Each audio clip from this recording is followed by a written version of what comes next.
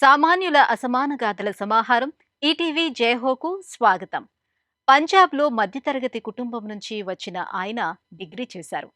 పై చదువులకు విదేశీ విశ్వవిద్యాలయం నుంచి పిలిపొచ్చింది.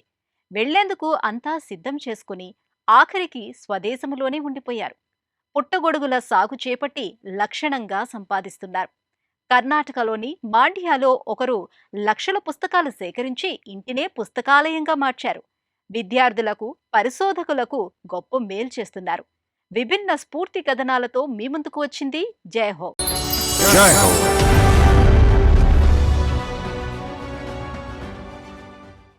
ఏవైనా దుకాణాలు, సంస్థలు, స్కూళ్లు అసంఖ్యాకంగా ఏర్పాటైతే పుట్టగొడుగుల్లా పుట్టుకొచ్చాయంటారు. కానీ పుట్టగొడుగుల సాగు ఎంత కష్టమో సాగుదారులకే తెలుస్తుంది. పంజాబ్ రాష్ట్రం ఉద్యాన పంటల జిల్లా హోషియార్పూర్ జిల్లావాసి గురుదీప్ సింగ్ సయానికి పుట్టగొడుగులే సంపదనిచ్చాయి. పెద్ద చదువులకు కెనడా వెళ్లబోతూ వ్యవసాయ అధికారి సూచనతో స్వదేశంలోనే ఉండిపోయారు. కొద్ది పెట్టుబడితో పుట్టగొడుగుల సాగు చేపట్టారు. కలలు పండించుకుని కోటీశ్వరుడయ్యారు.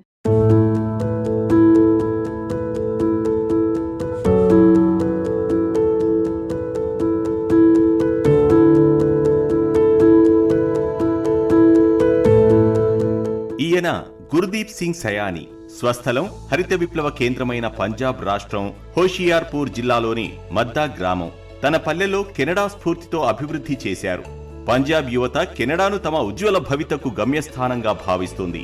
గురుదీప్ సింగ్ కూడా తొలుత కెనడా వెళ్లాలని అనుకున్నారు. డిగ్రీ తర్వాత కెనడాలో ఓ పెద్ద విశ్వవిద్యాలయంలో ప్రవేశం లభించింది. అన్ని ఏర్పాట్లు పూర్తయ్యాక ఆఖరి నిమిషంలో నిర్ణయం మారింది. వ్యవసాయ అధికారి చేసిన హితబోధతో మనసు మారింది. స్వదేశంలోనే ఉండిపోవాలని నిశ్చయించారు. ఆయన సూచనతో పుట్టగొడుగుల పెంపకం చేపట్టి నెలకు 3 లక్షల రూపాయలు ఆర్జిస్తున్నారు. ఇంతేకాదు, అనేక మందికి ఉపాధి చూపారు.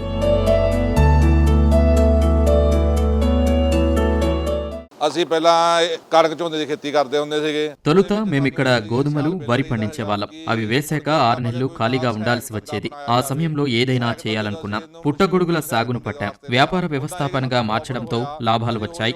ఏదో వేనీళ్లకు చన్నీళ్లనుకున్నాం, కానీ ఎంతో లాభం వచ్చింది. క్రమంగా సాగును పెంచుతూ ముందుకెళ్లాం. కోట ప్రాంతంలో మాకు కొంత పొలం ఉంది. అది పుష్కల దిగుబడితో లాభసాటిగానే ఉంది. ఇక్కడ సమస్యల్లా కూలీల కొరత. ఈ దిశగా ప్రభుత్వం శ్రద్ధ చూపడం లేదు. జాతీయ గ్రామీణ ఉపాధి పథకం నరేగాలో పనిచేసే కూలీలను డబ్బిచ్చి మాకు కేటాయించాలి. కెనడా వెళ్లాలని, కుదురుకొని ఆర్థికంగా మంచి స్థితికి చేరాలని పంజాబ్ యువత కలల్లో తేలిపోతుంటుంది. కానీ గురుదీప్ సింగ్ ఇందుకు భిన్న మార్గంలో వెళ్లారు. పడే ఆ కష్టమేదో ఇక్కడే, ఈ జన్మభూమిలోనే పడితే విజయం సాధించవచ్చని ఆయన నమ్మారు. ఒకనాడు తను వలసబాటలో నడవాలని అనుకున్నారు. కానీ విధి మరోలా తలచింది. ఆయన తన గ్రామంలోనే ఉండి విజయగాథ రాసేలా చేసింది.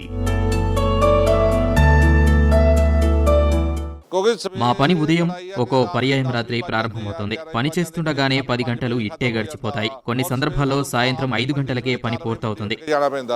గురుదీప్ సింగ్ కెనడా వెళ్లాలనే కల ఉండేది. 39 ఏళ్ల వయసులో ఆ కలలోంచి బయటకొచ్చారు. హోషియార్పూర్ జిల్లా మద్దా గ్రామంలో పుట్టగొడుగుల సాగు, వ్యాపారం చేపట్టారు. విజయం సాధించారు. విదేశాల్లో అదృష్టాన్ని వెతుక్కునే యువతకు స్వదేశంలోనే ఒక స్ఫూర్తిదాయక సాగు నమూనాను అందజేశారు.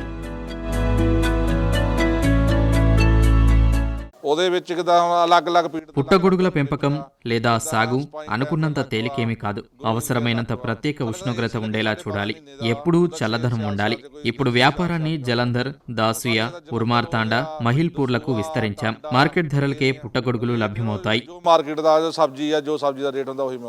గురుదీప్ సింగ్ ముందుగా కేవలం 15,000 రూపాయలతో పుట్టగొడుగుల పెంపకం ప్రారంభించారు.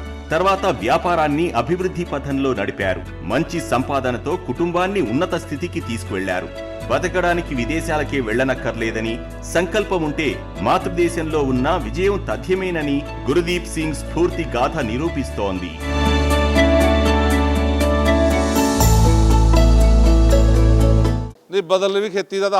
ప్రత్యామ్నాయ సేద్యంతో ఎంతో ప్రయోజనం ఉంది. రైతులు కాస్త విశ్రాంతిగా ఉన్న వేళ ఇలాంటివి అనుసరించి లాభాలు పొందవచ్చు. పిల్లల్ని మంచి పాఠశాలల్లో చేర్పించవచ్చు. ఈ వ్యాపారంతో గురుదీప్ సింగ్ నెలవారీ సంపాదన 3 నుంచి 3.5 లక్షల రూపాయల దాకా పెరిగింది. 12 మందికి పొలంలో ఉపాధి చూపారు.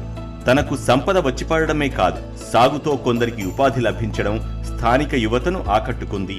వ్యవసాయం ఆచరణీయంగా, ఆకర్షణీయంగా మారి స్ఫూర్తినిస్తోంది.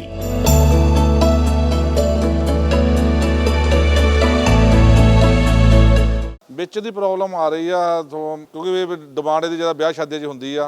అంతా సవ్యంగానే ఉందని, సమస్య లేవని కాదు. పెళ్లిళ్లప్పుడే పుట్టగొడుగులకు గిరాకీ ఉంటుంది. సామాన్యులు పెద్దగా తినరు, ఎక్కువగా హోటళ్లలోనే ఉపయోగిస్తారు.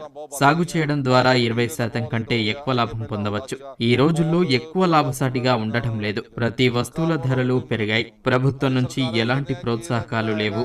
ਇਹਦੀ ਸਬਜ਼ੀ ਬਣਦੀ ਆ, ਇਹਦਾ ਹੋਰ ਕੁਝ ਤਾਂ ਬਣਦਾ ਨਹੀਂ. ਇਹਨੂੰ ਕਿਹੜਾ ਬਿਜਲੀ ਦਾ ਵਿੱਚ ఏపీ ਟੈਕਸ ਲਾਗੂ ਕੀਤਾ ਜਾਵੇ. వ్యవసాయ అధికారి డాక్టర్ గుర్విందర్ సింగ్ బాజ్వా 2006లో గుర్దీప్ సింగ్ కు పరిచయం అయ్యారు. ఆయన అవగాహన కల్పించడం వల్లనే గుర్దీప్ వృత్తి మారింది. ఆయన మాటల ప్రభావంతో కెనడా వెళ్లాలన్న ఆలోచన వెనక్కి వెళ్ళింది. పుట్టగొడుగుల పెంపకం మీద ఆయన ఇచ్చిన సలహాలు, సూచనలతో అవగాహన పెరిగింది. సాంకేతికతలు, పెట్టుబడి వ్యయం మీద విలువైన సమాచారం అందించారు. పుట్టగొడుగులకే పరిమితం కాలేదు, వాటితో సేంద్రియ ఎరువు తయారీ నేర్చారు. ప్రభుత్వం రాయితీలు, ప్రోత్సాహంతో సేద్యంలో స్థిరమైన పురోగతి సాధించారు.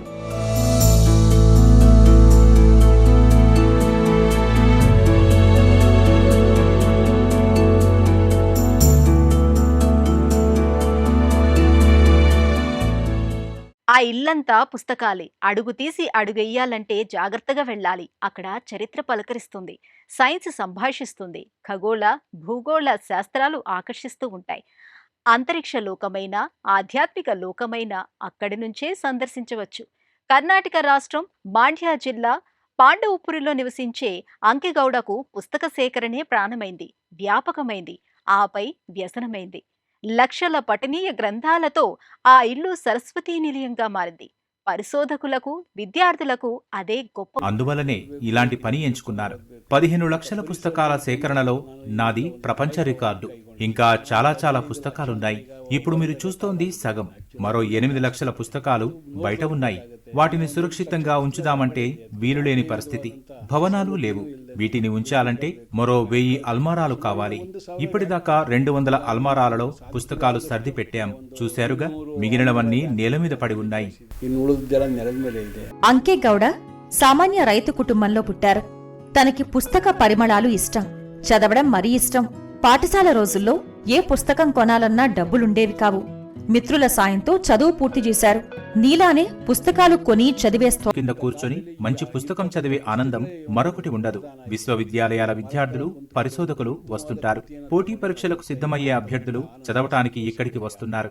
వారికి ఎలాంటి ప్రవేశ రుసుము తీసుకోవడం లేదు. సమయాలు లేవు. ఉదయం 7 గంటల నుంచి సాయంత్రం వరకు చదవవచ్చు. నా సంపాదనలో అత్యధిక భాగం 80% వరకు పుస్తకాల కొనుగోలుకే వెచ్చించారు. 7 ಗಂಟೆಗೆ ಬಂದು ಕುಂತ್ಕೊಂಡು ಸಂಜೆವರೆಗೂ ಓದ್ಬೋದು. ఇచ్చారు. పదవీ విరమణ తర్వాత 35 లక్షలు వచ్చాయి. నేను మాత్రం పుస్తకాల కొనుగోలుకే వెచ్చించాను. మనిషి జన్మ ఎత్తినందుకు రాక్షసంగా బతకకూడదు. మానవత్వంతో జీవిద్దాం. నేను సామాజిక శ్రేయానికి పుస్తక సేకరణ ఎంచుకున్నాను. ಇರಬೇಕು ಅಂತ ಹೇಳಿ ಪುಸ್ತಕದ ಒಂದು ಕಾಯಕವನ್ನು ಅವಲಂಬಿಸಿಕೊಂಡಿದ್ದೇನೆ. స్థానికులు వెక్కిరిస్తూ ఉంటారు, ఎగతాళి హేళన చేస్తుంటారు. ఇవన్నీ భద్రపరచాలంటే ఇంకో 1000 అల్మారాలు కావాలి. 5-6 భవనాలను నిర్మించాలి. అంశాల వారీగా వర్గీకరించాల్సి ఉంది. పుస్తక సేకరణ ముఖ్యం కాదు, వాటిని ప్రజలకు అందుబాటులో ఉంచాలి. అప్పుడే నేను చేసిన ఈ పనికి సార్థకత. ಆಗ ಮಾತ್ರ ಆ ಮಾಡಿದ ಕೆಲಸ ಸಾರ್ಥಕ. అదే ನನ್ನ ಹಗಲು ರಾತ್ರಿ ಕೊರತೆ. అంకెగౌడ పుస్తక మహల్లో కేవలం పుస్తకాలు మాత్రమే ఉంటాయనుకుంటే పొరపాటే. అభిరుచితో సేకరించిన స్టాంపులు, పాతకాలపు సినిమా పోస్టర్లు, కరెన్సీ నోట్లు, వార్తాపత్రికలు, జర్నల్స్ ఉన్నాయి. కన్నడ రచయిత కువెంపు తత్వం తొలగిపోవాలి. జ్ఞానాన్ని పెంపొందించుకోకపోతే మనం ఏమీ సాధించలేం. ఒక గ్రంథాలయం నిర్మిస్తే వేల మేధావులు, పరిశోధకులు తయారవుతారు. అందుకే పుస్తకాలయం నిర్మించాలని నా కోరిక, విన్నపం. ನೀವೊಂದು ದೇವಸ್ಥಾನ ಕಟ್ಟಿದ್ರೆ 1000 ಜನ ಭಿಕ್ಷುಕರು ಉಟ್ಕೋತಾರೆ. ಒಂದು ಗ್ರಂಥಾಲಯವನ್ನು ಕಟ್ಟಿದ್ರೆ 1000 ಜನ ಪಂಡಿತರು ಉಟ್ಕೋತಾರೆ, ಸಂಶೋಧಕರು ಉಟ್ಕೋತಾರೆ, ಒಳ್ಳೊಳ್ಳೆ ಓದುಗರು ಉಟ್ಕೋತಾರೆ. ಅದರಿಂದ ಗ್ರಂಥಾಲಯವನ್ನು ಕಟ್ಟಿ ಅನ್ನೋದೇ ನನ್ನ ಒಂದು కోరిక. అంకెగౌడ విద్యాభివృద్ధి, సాహితీ వికాసానికి ఆయన చేస్తున్న సేవలను కర్ణాటక ప్రభుత్వం గుర్తించింది. 2014లో ఒకనాడు పుస్తకాలే కొనలేని దయనీయ స్థితి. తర్వాత కాలంలో అతడే అభిరుచితో లక్షల పుస్తకాలు సేకరించారు. పేద విద్యార్థులకు మహోపకారం చేస్తున్నారు. మరిన్ని కథనాలతో వచ్చే వారం జైహోలో మళ్ళీ కలుద్దాం. నమస్కారం.